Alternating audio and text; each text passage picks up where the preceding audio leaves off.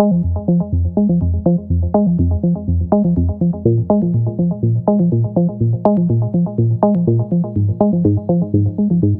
topic tonight is unlocking your potential. And I mean, hands up here who as a child had a dream of how their life was going to be, of what they were going to do in their life. Hands up who had a dream. Okay, so how many of you who've had that dream are actually living the dream that you saw for yourself? Hands up. Way less hands. So probably about 80% of the room put their hands up saying, you know, that they had a dream as a child, and only about 3 of you have put your hands up to say that you're actually living that dream. Like, that actually pains me to think that there's people in this room who are not fulfilled, not happy, not living a totally fulfilled life, on track, on purpose. Of course, I too had a dream when I was a child, and my childhood dream was I was going to be like a fairy princess, but I didn't know I was going to be 6 foot tall, so I guess the fairy princess part was not quite going to happen. But I also had other dreams, like that I would travel and, you know, do things and have amazing experiences. Along the way, I was blessed with a variety of different tragedies that were very, very painful to me. I have a very strong faith, a very strong spirituality, so I believe that I have a true purpose, and that's why it's so easy for me to stand up here and speak, because I don't covet my life. I want to share my life. This isn't mine. This has been lent to me, and I want to share it. When I made that connection with my mum, my stepmum and dad said, "You are never to come home again," because I'd broken the illusion about my mum. So I was never allowed to come home again. So from the age of 18, I never got a birthday card, I never got a Christmas card. I was basically totally abandoned from my family, the black sheep. And I am such a family person. Like, family to me is everything. I sought out help to try and transform this stuff I carried that I didn't realise that I carried. I did homeopathy, I did meditation, I did the retreats, I did all of it. But somehow I still carried baggage, but the baggage actually was more around providing an amazing and abundant life for myself and the people around me. I decided to ask my business partner, "Can I borrow your vehicle? I just want to dash home and get something for you." She goes, "No problem." So I jump in the car, I drive home, I park the car, I walk down through the beautiful garden, put my key in the door, unlock the door, and I walk in the hallway, and I see this flash of pink. And I'm like, "Oh, that's interesting." And I keep walking, I walk down the hallway, I turn the corner, and there is my gorgeous firefighter husband in my sexy black lacy lingerie doing an interview over the phone, a job interview. Like, you can't imagine where my head went. You can't imagine. I was like, am I in the right house? I don't know where to go. Like, my mind was like, I just thought I'd known you for 9 years. I really thought I knew this person, and now there's another part of this person in front of me that I had no awareness of. And I've had lots of questions. People are like, "You must have known." Well, absolutely not. I didn't have any idea. I packed everything up, I put it in storage, and I just asked people, "Do you know anyone who's going away on holidays? I need a place to house sit." Meantime, I still have a business with 35 staff, and I still have a 1-year-old boy. And my husband, I'm trying to stay in contact with him and support him on his journey to wherever he needed to go emotionally. I started house sitting, and over the next 3 years, I house sat in over 40 houses. My son and I moved between every 7 days to 6 weeks. I remember coming down the stairs from this house, and I was packing up. I had nowhere to go that night. And this girl says to me, she was in the other part of the house, because it was like, it's an A-frame, so the bottom half is one unit and the top half's another unit. And she says to me, "Well, what are you doing?" And I said, "Well, I'm moving." And she goes, "Where are you going?" I said, "Actually, I don't know." And she goes, "Well, we're going to Hawaii for a month. Like, just take out, you can have our place." I'm like, "Really?" And that's sort of how it was. After 3 years of doing it, I was so tired. I just said to my girlfriend, "Please, can you just lend me a tent? Just want a tent." I was so sick of it. I'd had enough. Like, I couldn't do it anymore. I borrowed my girlfriend's tent, and for the next 3 months, we went to the food bank for food. I was still trying to run the business. I was still trying to clean the restaurant, and I was still trying to look after my boy. He was 4. He'd never had a swimming lesson. He was living on rice and beans because I couldn't feed him anything else. I just wanted it to change. I just wanted to offer him something else. I wanted to see this child have so much more. We have these times in our lives where we feel so stuck, or there's something else going on, that you don't think that you are powerful enough to create change. So you quit on yourself and you give up for whatever reason. I can't do it. Pray to God, please make it happen. It's the economy. I've got too many expenses. I can't create this. Whatever the reason is, it's all absolute crap.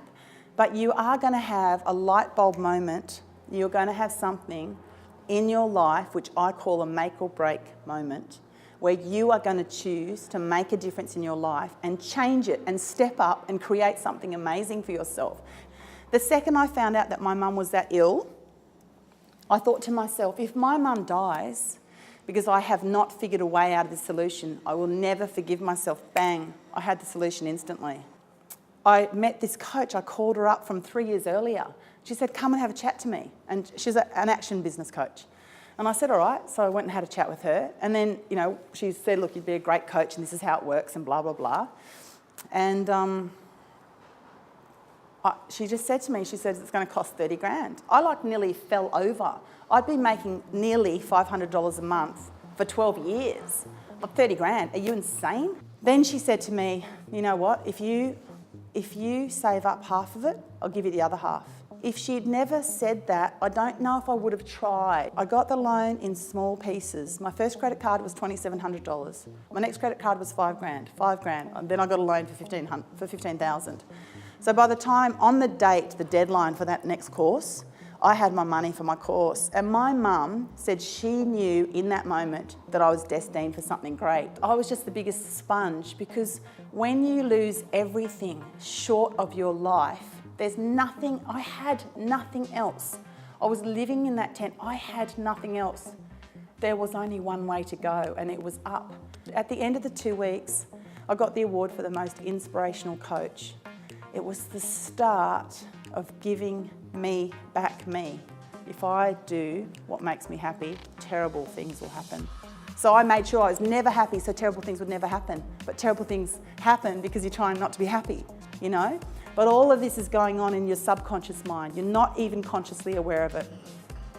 When I reprogrammed that belief system to when I'm happy, amazing things happen, can you imagine what happened to my life?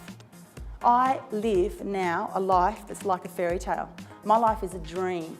I just have opportunity after opportunity after opportunity. And I make now more money per year than I did in the last 20 years combined. And it's not about the money, it's about choices. It's about having the opportunity to make a difference. It's about living a life on purpose. It's about standing up and being counted for yourself. It's about contributing. I hardly sleep because I'm so excited about my life. I'm up all the time. And what I want to share with you is that you have that potential too. You have the opportunity to, if I can do it, you can. You have the opportunity to have that dream that you had as a child and create something amazing for yourself. When you start to change your life and you get help and you unlock this becomes a magic fairy wand, and it can create anything for you. You are all here because on some level you want to unlock that space in your heart that you know deserves a better life. But see, that's going to take a bit of work, and it's not something that you can quit on. We're all the same. Inside my heart and soul is the same as your heart and soul. You want things for your life that I want for my life, and ultimately we want happiness, we want love, we want joy. You are already a miracle. You are here on the planet, you're a miracle. So why wouldn't you take that life, embrace it and dive into it and create a different option for yourself? We limit ourselves in terms of what our possibility is because we play small so we can reach it. We play small so we can reach it. Like, how stupid is that? Like, why don't you set your goals so ridiculously high that if you got halfway there, you'd be like, oh my God, that's just incredible. I stretch myself all the time now because I want to know what the fibre of my being is. What's the fibre of your being? What can you really create if you tried? Where is your passion? Where do you feel it in your heart? Where can you make a difference? Where can you do small things in your life that create happiness and joy for you? Where can you create that difference? There's only two questions in my world. My first question is, how have I created this? How? Because I'm curious. How have I created this? And if I don't like it, my second question is, what do I need to change to make it different? Because it's not that you did something to me, or you did something to me, or the economy showed up a certain way, or I don't have enough money, or my job's not good. It's not that. It's because I am creating my world exactly the way I see it and believe it. I love what the Buddhists say. The Buddhists say that only the chosen few have the opportunity of true tragedy in their life, because it's only through true tragedy that you can ever experience true joy. Because when your bottom of the barrel is here and your top of the barrel is here, the distance is so great that this existence is so entirely different to this existence that you understand you never want to be here again. If you're in a situation, which I call the living dead, where the bottom of the barrel is here and the top of the barrel is here, the distance is so small, there's not enough difference. It doesn't matter where you're at. A lot of people hang out in this zone. It's comfort land, it's comfy slippers, because they are so comfortable they don't want to make change because change is uncomfortable. But also too, their experience of loss is so minimal that they haven't had their soul or their being or their personality stretched in a way that would produce any other result. The only person that can really give me the life I want to lead is me. So I better be developing a great relationship with myself and loving myself, absolutely and wholly loving myself, so that then I can love someone else. Because if my chalice isn't full, I cannot serve you, I cannot serve you, and I cannot serve you. If I don't love myself first and take care of myself and sort this out and create my magic fairy wand, I could never serve you in the way that I have the potential to serve you. I want you guys to walk away from tonight with a totally different understanding of what is possible for your life and what you are truly capable of. You are capable of so much more, and you have the potential to create a masterpiece, a masterful life in ways that you can't even imagine.